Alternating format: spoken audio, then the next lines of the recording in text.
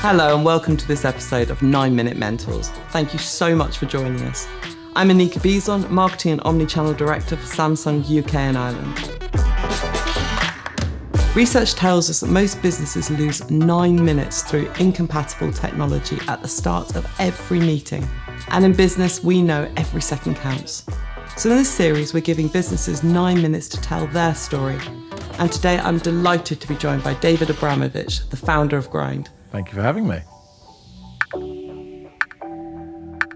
Tell me a little bit about Grind, what you do. So Grind is a coffee company born in London in 2011. We've got lots of stores on the high street, but now increasingly we're in people's homes. We make compostable Nespresso pods for machines, and we now make canned coffee. Very nice. We do lots of other coffee-based things, but at our heart, we are very much a coffee business. What's been the sort of points that have made you sort of almost pivot the business? Because I know that now you've very much moved into sort of more of a digital business. Tell me about those points that have sort of changed and shaped the business. Yeah, it's funny. Everyone loves to use this word pivot, and I think the truth is word. like when you're trying to grow a business, you are constantly pivoting all the time. Like pivot one was, okay, we do coffee all day, and we're throwing everyone out at 6 p.m. So maybe we could make it into a bar at night. That's kind of pivot one, and suddenly that changes everything because you've doubled the amount of time you can trade, and you've doubled your revenue in that store, and so suddenly that's a much more interesting model, and that allows you to look at taking another site which you might not have been able to afford if you were just trading during the day. So that's pivot one. Then it's pivot two is, okay, well actually we should try food, and we should get a space where we can have a kitchen, and then it's like, okay, we're buying all of this coffee. Why don't we set up our own coffee roastery? And then that's a little pivot in itself, or it's certainly the addition of kind of an adjacent business. And then, okay, we're really learning a lot about coffee now. Maybe we should start selling coffee into people's homes. What does that look like? Or maybe we could make compostable pods. What does that look like? Now we're moving into grocery, and we have some massive wholesale customers. And it's a continual pivot and dance to just, because not everything you do works. So you just keep trying, and you keep trying to move in different directions and hopefully find things that work. When you look at that and you're a smaller business sort of setting up and growing, and you go, okay, we're going to go into this area of the business, or we're going to change our business. Can you give me an example of where you've done one of those things and gone, okay, we need to pivot back quickly, or that's not for us?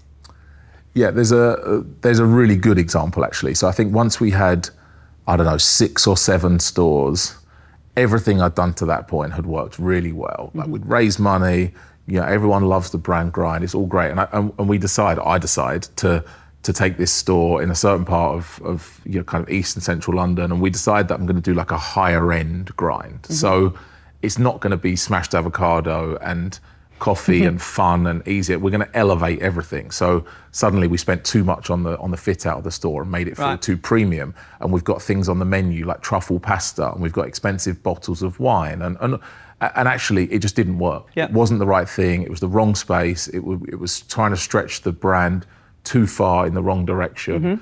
And we pretty quickly had to roll it back, and had to kind of strip back what we were doing and go back to what people knew and loved us for. But that was expensive, right? That was an expensive mistake. Ultimately, we closed that site during the pandemic. It's the only one we've ever really closed. And that was painful, like really painful to waste that money, lose that money, have all of that energy go in, have it not work. But ultimately, for the high street, it became really important because it showed us, okay, we now really understand what we need to do and where. And actually it led to us being much more consistent across our high street units rather than trying to have different stores doing different things. So it was the best thing that ever happened to the high street business in a way, but it was a super painful experience.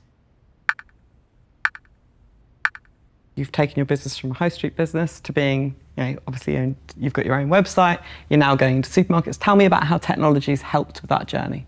Every business is a technology business, and we've been building technology into the business since we very first began. So we were really early in having a proper loyalty scheme with a card, not a stamp, so that we could capture customer data. And we were, getting, if you wanted to use our Wi-Fi, you had to give us your email address, and hopefully we could email you in the future. And those basic things that we did when we were very small ultimately allowed us to shift the business into being primarily a direct-to-consumer business during the pandemic. When 99% of our revenue disappeared overnight, we had contact with our customers, so we could email them and say, hey, a year ago we launched these at-home products, but we now really need you to support us and try them. And luckily we were able to grow that massively to the point where that's now the biggest single part of the business, and it's bigger than all of the high street combined. Without technology, the business may not exist today, or certainly we would have been having a really, really painful rebuild after being effectively closed on the high street for the best part of 2 years in central London. I mean, I know you love the word pivot, but I mean, that is a hell of a pivot. To take your business from a predominantly physical business and technology underpinning it and moving it into being a very digital business, because a number of businesses obviously went through the pandemic effect, but particularly when you're trying to think about how you grow a D2C business quickly, that's really impressive and bloody scary, I imagine. Yeah, it's one of those things where circumstances kind of conspire to make you look like it was, everything's planned. Everything was planned. It wasn't. We did make a conscious decision in 2019. We were saying, look, we're rolling out these stores. We've got a brand that everyone loves, but it's hard to roll out these stores. It's hard to pick the right one every time. When you get one wrong, as I described, it's really painful, really expensive.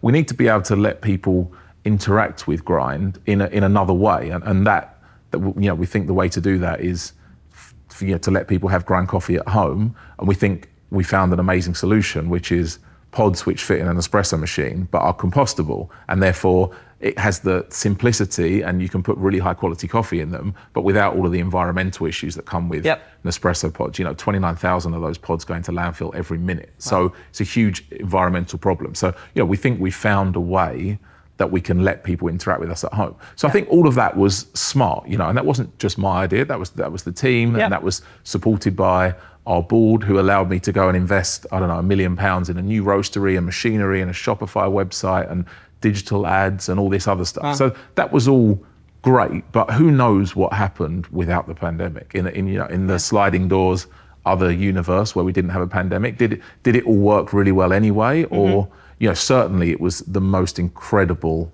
accelerant for that part of the business. And I think our revenue on our website went up 85 times in a month or something, from a very low base. Yeah, but it went from nothing. Built a business from nothing to something. It went from very small to tens and tens and tens and tens of thousands of parcels a month, pretty quickly. Wow. And that was, that was a super challenging thing in itself. I was going to say, how staying do you in do that? stock, moving to third-party logistics because you can't possibly fulfill all of that yourself. It's a nice problem to have, though. Yeah, it was. And you know what? I think personally, it was amazing to have something positive to focus on because, I was sat at home in my flat.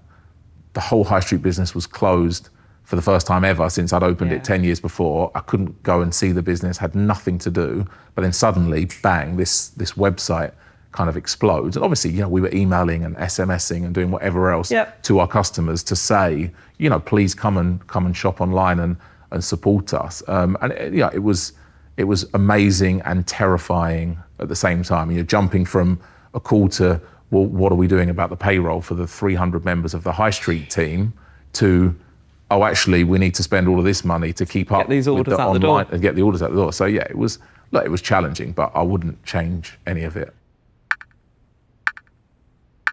So give me the top tips of a business scaling right now. What should they do? Ask for help.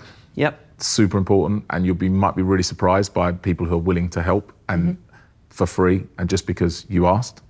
I try and remind myself to zoom out. Nothing is ever as bad or as good or as big of a problem as it feels. And how's this going to feel 5 years from now? Probably won't matter. So don't stress.